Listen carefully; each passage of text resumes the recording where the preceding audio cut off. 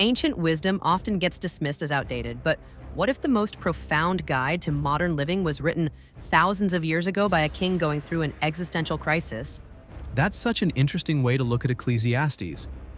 The raw honesty of Solomon, this incredibly wealthy and powerful king, essentially documenting his spiritual journey through doubt and meaning. You know what fascinates me most? The way it tackles this universal human struggle with pleasure and purpose.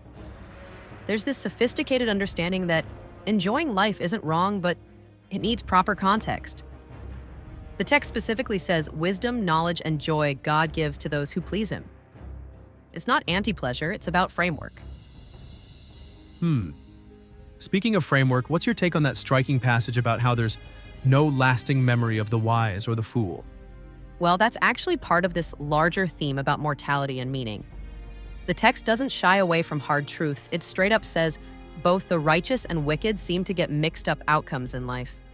Like, there's this amazing passage about righteous people being treated as though they were wicked, and wicked people being treated as though they were righteous. And yet, it doesn't fall into despair about these contradictions, right? It seems to maintain this delicate balance.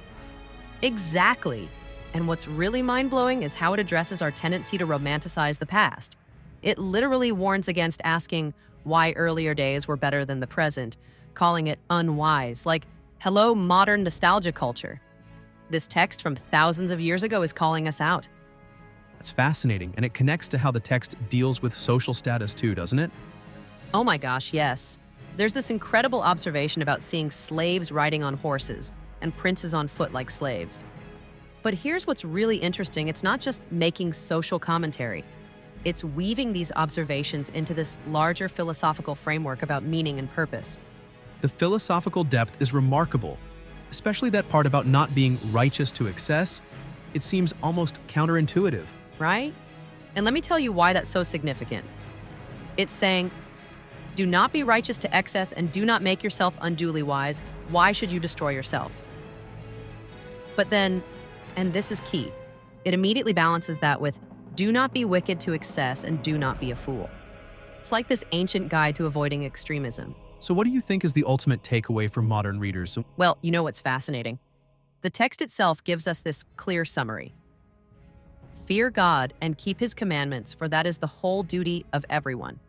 But, and this is crucial, it arrives at this conclusion through this incredible journey of questioning everything. It's not offering blind faith, but a tested wisdom that's been through the fire of doubt. That really speaks to our modern struggle with certainty and meaning.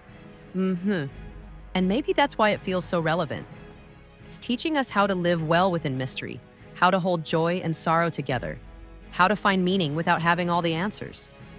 Like when it talks about how people can't grasp neither the beginning nor the end of what God has done. That's not just ancient philosophy. That's a handbook for modern living.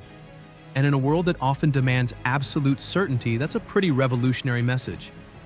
You know what's really powerful?